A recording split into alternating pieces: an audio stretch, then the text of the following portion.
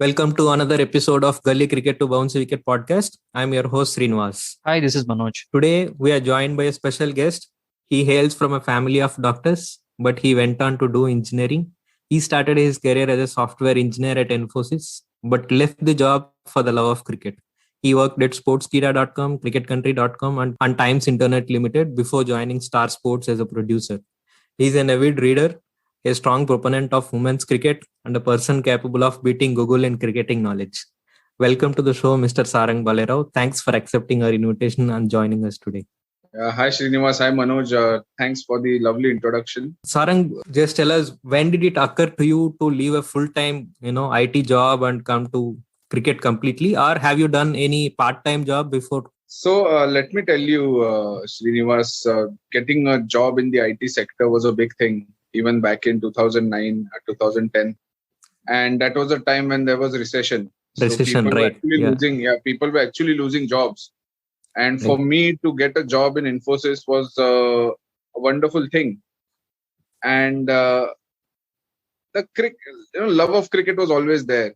But I had never really thought that you could make a career out of writing about the game, or I didn't even know what production meant back then. So I was a fan, to be quite honest. I just did not know what avenues were open. Completed my engineering, got a job in Infosys, and I thought, okay, this is what the rest of the life would look like. Maybe going to the US and, I don't know, settling there. And all those things were in the back of my head. This could be the life. But what happened was there was a lot of cricket that was happening at that time. Like 2010 was one of the best years for India in cricket. Sachin scored double hundred in ODIs. Right. And that really, the cricket fan in me was, I was always a cricket fan, but I wanted to do something. I was shaken up, to be quite honest. And it so happened that Infosys had a cricket quiz. And It was not an easy quiz. It was conducted by some quiz master. And the questions were little tough than normal. And I was able to crack them easily. And I got noticed there. And I thought, maybe if I'm above average, and people over there are good cricket fans. They know their stuff. They know history. To beat them, I thought maybe I have something in me. Till that time, I hadn't really thought about it. And that's when a seed was planted. And eventually, I mustered enough courage to give up this job and to do something on my own. I still did not have any plans when I gave up the job, which upsetted my family because they were like, you are a fool. You should have something in hand. Go do an MBA now. You have given up the job. That's the next best thing. So, this is how the family responds at times. Right. And you are on your own thinking about something. I absolutely had no plans, but I knew that something good is going to happen. But back in the day, even I was nervous. I'll accept that. So that's how the journey began. And I took up a course, post-graduation diploma in journalism at Xavier's. Okay. That's where and my college was close to Wankhede Stadium, Brabant Stadium, and I would go to the stadium and watch matches, a test match, Ranji match, whatever it was. And that's how I started to write about the game. And one of my teachers, who happened to be the editor of Afternoon, Courier and Dispatch, the paper which no longer exists, she told me, why don't you write something? So that's how I started writing. And I also got paid a bit, not so much. But that's how it began. That's how I started knowing the people. That's how I started knowing writers, the reporters. And that's how it started. There were no plans at all. But that's how cricket chose me. I would say I didn't choose cricket. Definitely. I can relate to the story, what you have said, actually. I mean, in 2009-10, we were in second, third year of our engineering, myself and Manoj also. And we used to see our seniors used to get worried, like few of them got jobs in campus interview, but they are not sure whether they are going to get call or not, and few of them who haven't got a job in the campus interview, they don't know after going out they'll get a job or not. So you getting a job at that time and quitting, I can understand, like, your parents are definitely upset with you at that point of time. So Yeah. right, so you started writing about the cricket first, and then when you moved to Star, you went into production. So how this has happened actually? Like, what made you to go into production, or you have done something and then went to production? How that has happened? I mean, what happened was I started writing. So there were this wonderful concept which was introduced in around mid 2010s, where you would have articles in the form of lists. They would call it listicles. Okay. So that's something which I had never really known that, so, you could write a report, 5 key points, like 5 things about today's game or something. So Okay. that's what India Times wanted to start.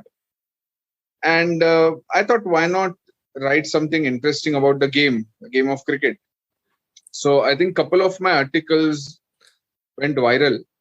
Okay. And I had absolutely no idea. I just wrote the article, and before I knew, my friends were sharing the articles and that article. And I think it must have reached some person at Star Sports. Okay. Because I had not applied for the job, to be quite honest. They gave me a call, and this was just before the 2015 World Cup. Oh. And now one good thing about Star Sports is that they defy convention, in the sense that they want people from various backgrounds to be part of the team.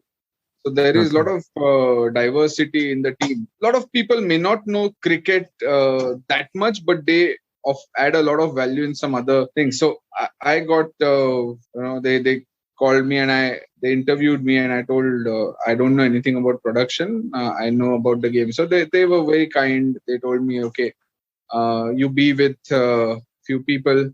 You will pick up production. It's something that you will learn only when you are part of it. Right. You cannot be taught, okay, this is 7 days we'll do this, 10 days we'll do that. Right. You have to be in the system, and you absorb things, and it's on the job learning. So that's how my first foray into production was, the India's tour of Australia in 2014. So that's how I started. I was giving them numbers, stats, and analytics. So that was my role. And slowly, I started understanding the nuances, and that's how I even started producing matches. So that's how, you cannot teach what production is. You just have to be part of the system, and you pick it up. Okay. So we all see the game on TV and we enjoy it. And you are working in the broadcasting, and we often don't get a chance to speak to people working behind the scenes. So tell us first, what does a producer do in broadcasting exactly? And I hope you don't put your money, right? Since you are called as producer, I hope you are not the one. Like a film producer. Okay. No, I'm just joking. So I mean, I got so serious, because this is a serious sports production. So I didn't even get it. So it's a serious business. I mean, time is money when it comes to sports production. And first and the foremost thing which I was taught was that a good producer always manages time well. He is true to his run order.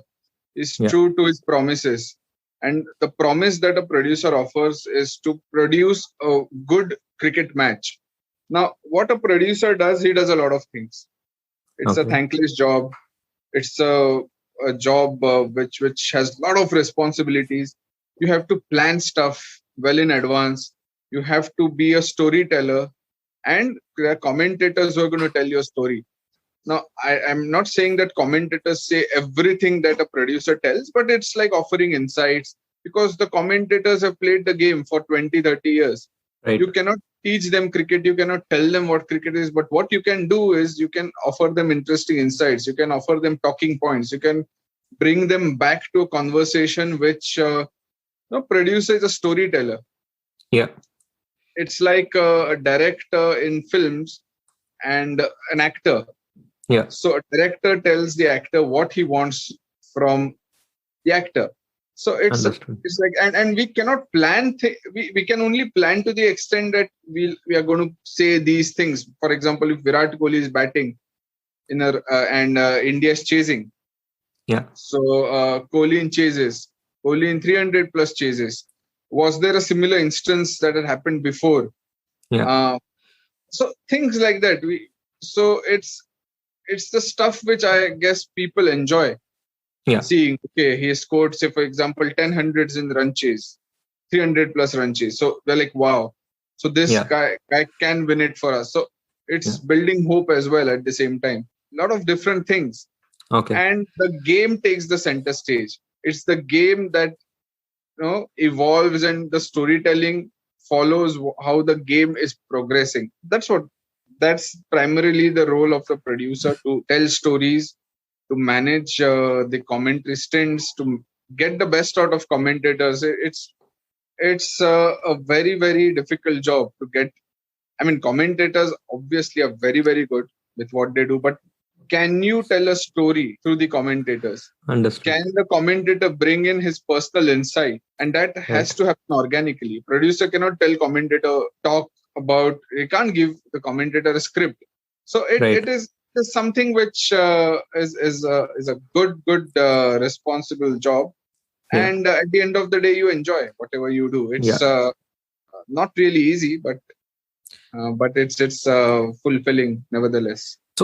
So producer is the one who develops mid-inning shows also, right? If I understand correctly, because especially in test matches, there are a lot of, game is divided into sessions, and in between sessions, sometimes we get to see an interesting analysis.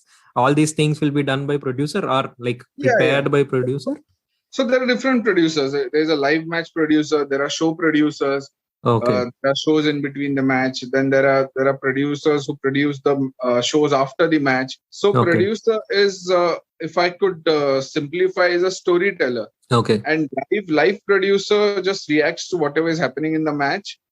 And so that's what. So okay. What you're asking me is what during the live match.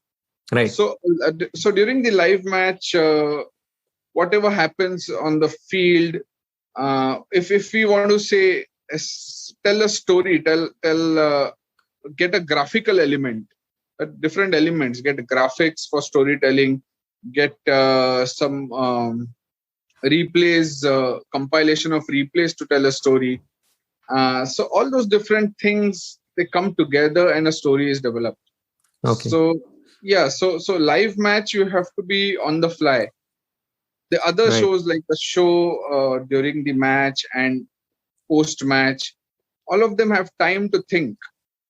Just a little time to think. But live, you have to be on the money. Definitely. So how different it is to do as a producer for an IPL game, one-day game, and a test match game? Like, because the role remains the same. Okay. It's basically, it's like cricketers. T20, you have to be a little more proactive. It's a fast-paced game. And it's the same when it comes to producing as well. A lot of things unfold during the IPL quicker, the T20 game, because the time, every ball is an event. I'm not saying in test match every ball is not an event, but test match you can space out your stories and you have a better chance of finishing a story. Like, for example, if you have Mr. Gavaskar in the commentary box and he was part of some famous test match at the venue, he could tell a story. The chances of you getting a story out of Mr. Gavaskar in a test match is much more than you getting out a story in T20s. Right. Because every over something or the other happens, and it's a strategic tactical game, T20s. ODI still, I would say, you still have good chance of telling a story. But just to answer your question, the tempo for even a producer is same as the players. So what are the other teams that are involved in broadcasting? There will be a direction team, camera team. So, can you tell us what are the other teams or how big a crew is? Director, so there's a director who runs the show. The director gets, so he has access to all the camera outputs. So he's the person who's responsible to put out, say, crowd shots, different camera angles. So he's the director in broadcasting is responsible to give best shots on the field of play. Producer is a content producer. He's responsible for content. So producer is telling a story, director is offering the shots. And if director can also offer interesting shots which the producer may not know, because producer can't see every camera output. Right. So it's a teamwork. Then there are a lot of other teams. There's audio team to get the better audio. So there are lot of other members who also come together to put quality broadcast. So it's a thankless job. Definitely. Yeah. Like I mentioned in the beginning, we only see the match output and we enjoy, and hardly in the emotion of the game we never realize how much effort is going behind it to bring those scenes to us. Like for example, even when people were not there, the crowd wasn't there. There was a team that was responsible for putting out the ambience, cheers, just to give the coverage and broadcast a little bit of vibrancy. So there are teams working behind the scenes for these things. There is a graphical team puts out graphics. There's Hawkeye. You see ball tracking and pitch maps, all those stuff. There is a statistician who gives interesting stats. So there are people who are recording the match. They offer replays. It's a teamwork, and everybody has to be on the same page. And that's what makes broadcasting and producing matches that much more interesting, because everybody who has to be there 100% committed, and they are committed. Everybody wants to do their best, and that's why it's a wonderful, I would say, privilege to be part of such a production team. Yeah. So what I understood from you is your work will be mostly with commentators, right? Be it live match or be it post match or mid innings. Your work will be mostly through commentators. So can you tell us your working experience or anecdotes about working with some of the commentators? No, I mean, everybody has the strength. Everybody comes in with the experience, and they know their job. So, for example, working with Akash Chopra, he's like an analyst, and he knows the production inside out. He started in 2013, so he is someone who picks up production and broadcasting things quite quickly, and he's a caller as well. So I think you have to understand that working with different talent, you have to understand their strengths. For example, someone like a Brian Lara, he's a genius. He comes up with things which no one has ever seen. Okay. So working with all these commentators, Lakshman, for example, he has such great knowledge. Like, for example, playing spin in a test match, for example, there's no one better than him. So it's just a great experience just to listen to these men, hear them. And they help the producers immensely. Each and every commentator adds such a lot of value. We just tell them, this is what we are planning, and they're there 100%. So it has been great working experience, the relationship that we have with commentators, not just me, but the entire Star Sports network. I think we just enjoy this responsibility role, and to put out quality broadcast. Everybody wants to give their best, and it has been a wonderful experience. So these days, be it IPL games or other one-day games, match is being broadcasted in 6 or 7 languages, right? Be it Telugu, Tamil, Hindi, English. So it will be an additional work for you, or there will be an additional producer for every language, or how it is being handled? There are language producers as well. Okay. So that's the wonderful part. What has happened is each language, like for example, Tamil, they are very passionate, knowledgeable crowd. We used to say in Chip. And the people over there, now there's certain language that they would relate to and understand, and that's what is happening. The Tamil commentary is catering to the audiences. Now, I'm not saying English won't do that, but the thing is that there is likelihood that if you're talking to me in the language that I have grown up listening to or speaking, I can relate to it better. And that's what has happened. You are growing the audience base from that region, that language. And that's the endeavor that Star had in when they had the IPL rights. Yeah. So it is only growing. And I'm pretty sure and optimistic that these channels are going to go on and do wonderful job of catering to the audiences. So between these different language producers, whether there will be a common agreement or some similar story they'll plan ahead, or how it is? So see, the action remains the same. Like the pictures that you get are almost the same. Now, what can happen is that, for example, for Tamil, say Dhoni is a biggest story if CSK is playing. Right. And say if CSK is playing RCB. Yeah. For Kannada, Virat Kohli is the big story. So there is a flexibility of narratives. You can have different narratives. Say, for example, if Chennai is winning, Tamil can have a different take that Chennai is growth. Right. They've won the trophy in 2018. Whereas, for example, RCB can have a different tone that, okay, maybe they'll come back stronger. Next match, they'll be, they could make such changes. So there is that option, and there's subjectivity in how you're telling the stories.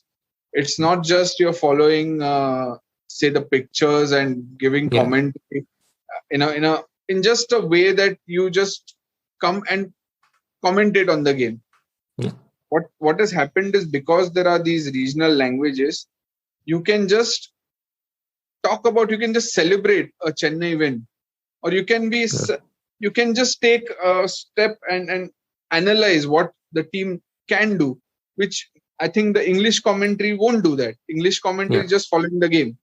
So that's the advantage of the regional commentary. The Hindi commentary also focuses on heroes. There is hero building. There is, Chennai, for them to reach the playoffs, for example. You need to win these matches, that matches. Last time last year, that was 1 year where they did not qualify. So that could be the take of one language. So there is always that option and freedom to for the languages to have their own editorial take on the match. Yeah, so it's purely subjective, right? Yeah.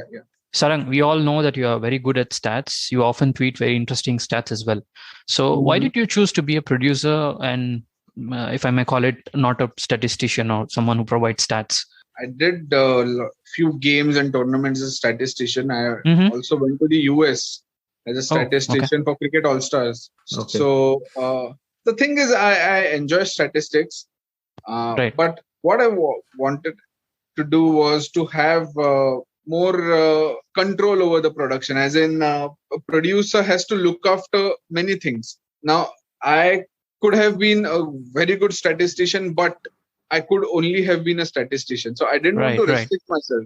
So that's why I decided to be an analyst as well, understand how analysis happens, and also tell stories in an interesting manner. So that's why I decided not just to be a statistician, but to broaden my horizon. Understand. So you speak regularly about women's cricket as well. So what are your thoughts on the current situation with women's cricket? Well, I think women's cricket, I've read reports. I don't know how the veracity of those reports, but I think women's cricket is on the rise. You have to understand women's cricket, it cannot be something which is talked about so much, and people talk about it only when such a report comes out. Right. Otherwise, I don't see many people following women's cricket. It's just when there is something that it's got to do with, say, pay scale or this or that, or when reports come out, is when people want to talk about women's cricket. Now, I covered women's cricket when there were one or two journalists at the press box. So that's what I don't know. Maybe the interest wasn't there. Maybe the publications or reporters felt that going there we are going to waste our time. I don't know. Even the coverage when I was a journalist, when I was a reporter, there were very few reporters at the venue reporting about the game.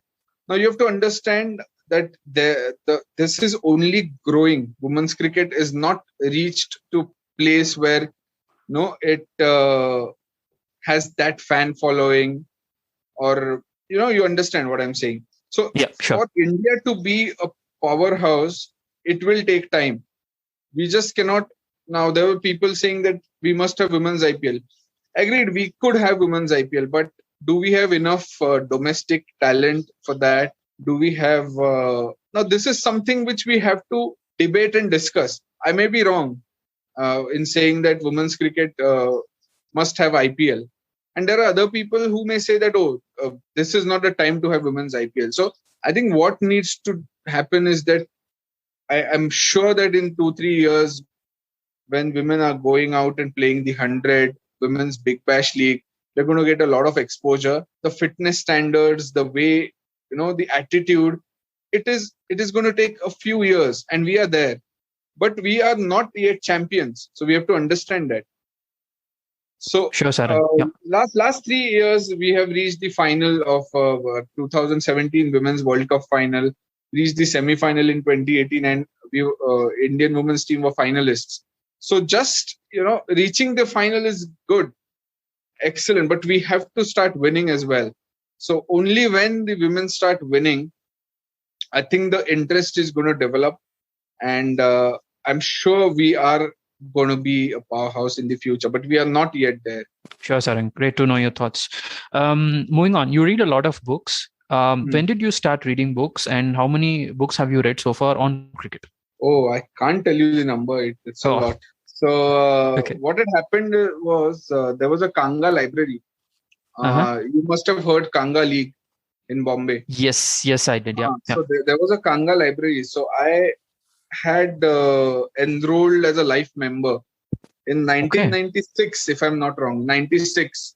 So I could have access to as many books as I wanted to because I was a life member. So that's when I started reading the statistical annuals of BCCI, started to maintain stats. I read a lot of books also. One of the first books that I read was Sunny Days, because Sunil Gavaskar was one of the cricketers I grew up listening about, although he was retired when I was born. But I had heard so much about Sunil Gavaskar, Sachin Tendulkar.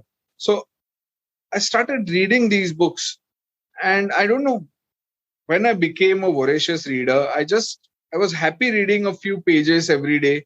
I started to enjoy reading more and more when I was in college, when I had that free time. I didn't really go out for movies or go out for parties.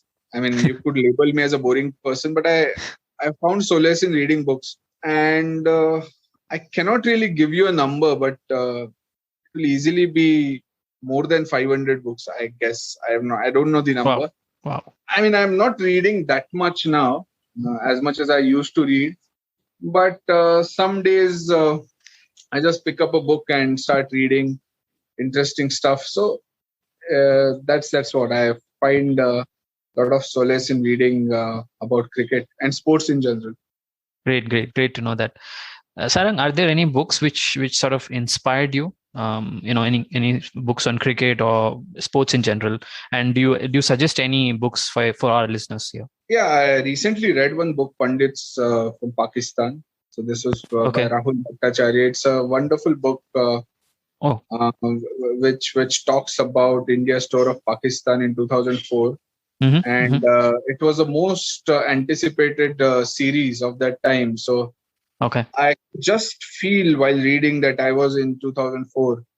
And kudos to the writer for making me believe that the narratives and the test match, although I watched the test match many times, but I still got goosebumps reading about, say, a test match in Multan where Virender Sehwag scored 300 and India's win eventually in Rawalpindi.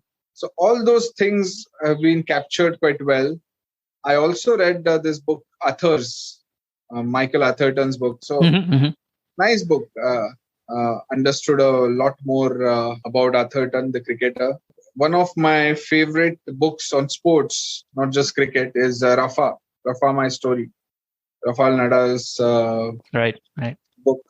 It's very good book. I enjoyed reading about how Nadal, and he's one of my favorite tennis players. So to know about him, I think it's a wonderful book.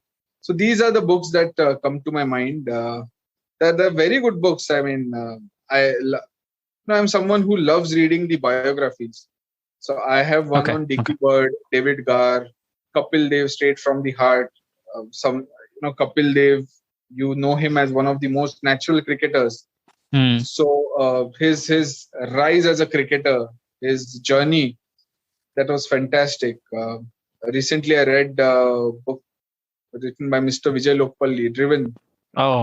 Virat Kohli. So that's also a very nice book. So these books, and every book teaches me something. Every book is something which is giving me that additional knowledge. So I love reading about the journeys of cricketers. So that's what I love. Yeah. As they say, a book is a man's best friend. Moving on, you've posted an interesting video on Instagram last year about a story behind cricketers' jersey numbers. Have you researched all of that, or did you read a book, or somebody already researched on that? I didn't research on it at all. I just happened to think about it one day, and I was like, okay, let's just give my brain some exercise. And there are a lot of thoughts flowing in. So I thought, okay, if that's happening, why? And I had absolutely not written any script. I just had a live video and I just started speaking about it. And listeners and the audience also started chipping in with their interesting insights. Someone told me Sachin's jersey number used to be 99. I was like, yeah, right. Then from that, I realized Ashwin wanted jersey number 9 when he was part of Team India. And Parthiv Patel already had jersey number 9. So Ashwin opted for 99. Not many people know such stories. Right. So yeah, it's just, I don't really plan things. I don't really have a script. Whatever comes to my head, I just talk about it. So that was the reason behind that video. Yeah, kudos to you for bringing out such nice content. Whose jersey number do you find it more interesting? Jersey number story that you find interesting? Oh, jersey number story. Yeah. Okay. Now I have to think about it. Hardik Pandya had jersey number 228 at one point. Not many people knew the reason behind that jersey number. And that happened to be his score against Bombay in one of the junior level tournament. And that innings actually brought Hardik Pandya to the limelight. So he considers that innings as the turning point of his life. So that's why he had 228 written behind. And in one of the photo shoots, MS joked that imagine about the guy who scored 1009. What will his jersey look like? So yeah, so that's what that jersey number 228 actually something which I found it interesting. There are a lot of other jersey stories like that. So why Prithvi Shaw has 100? I think Shaw sounds like that. Okay. Now, Sarfaraz Khan. Now you mentioned about Prithvi Shaw. I remember, Prithvi Shaw's one of the good friends, Sarfaraz. He had jersey number 97. So that's some people thought, okay, that's the year when he was born. But the real reason behind that jersey number was his father's name is Naushad. And Nausat sounds like Naushad. So yeah. So that's another jersey story. So a lot of stories. Cricketers do think about these jersey numbers. Rohit Sharma, 45. There's another. His mother is responsible for that jersey number because Rohit, I think, mother believed in astrology. So number 9 was considered to be an auspicious number for Rohit. But Rohit wanted 2-digit number.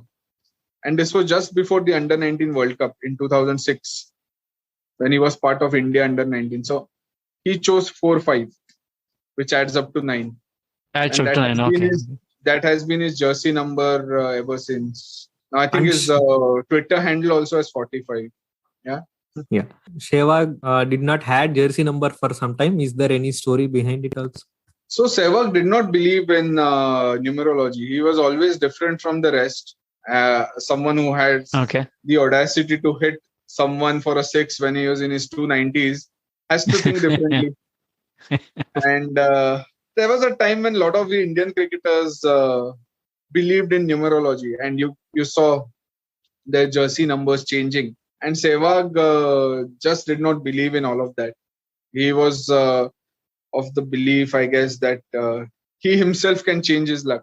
So he did not believe. He did not have a jersey number even during the World Cup, which I guess you are supposed to have some number behind your back. So I think that was the reason, the Sehwag being Sehwag, I guess. Yeah, very interesting, Sarang. Thank you.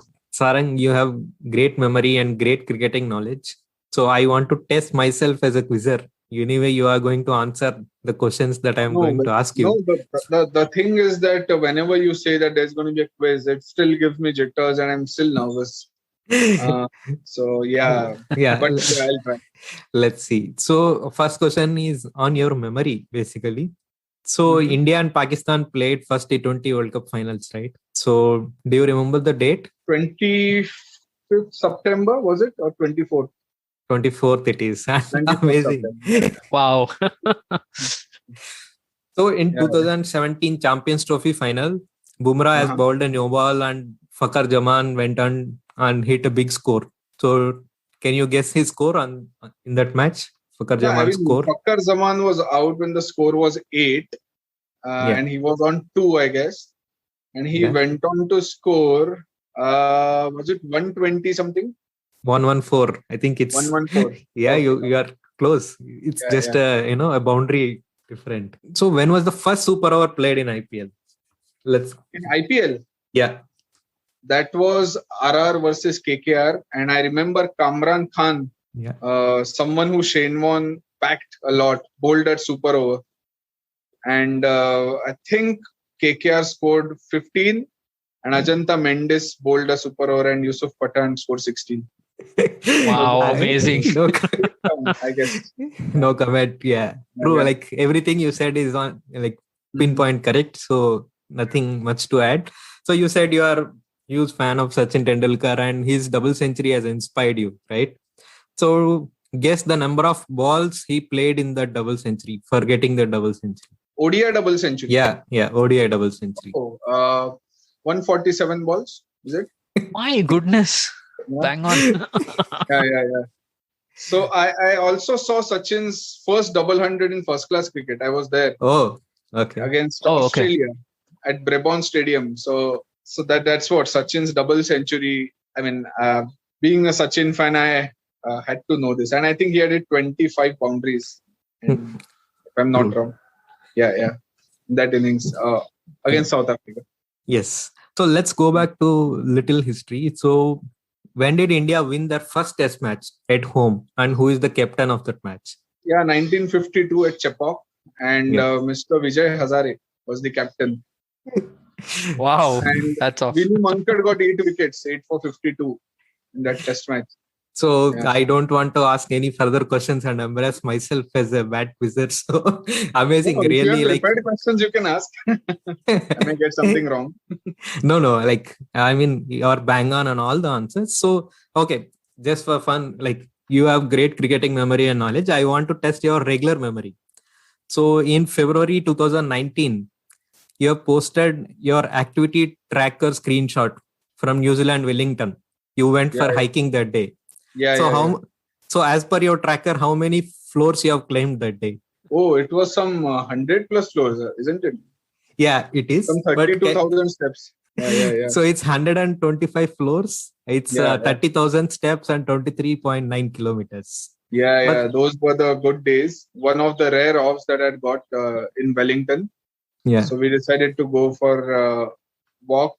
I mean, it was just a routine walk, which turned out to be a full-fledged day where we did a lot of activities, including hiking. Thank you. Thank you for joining with us today. We can keep talking about this for hours and hours, but we want to be mindful of your time as well. And we'll sign off for now here and hope to catch up with you sometime again. Thanks a lot, Srinivas. Thanks a lot, Manoj. All the best to you as well for the wonderful podcast that you are conducting, and all the best. Thank you. Thank you very much. Thanks, Yeah. Sarang.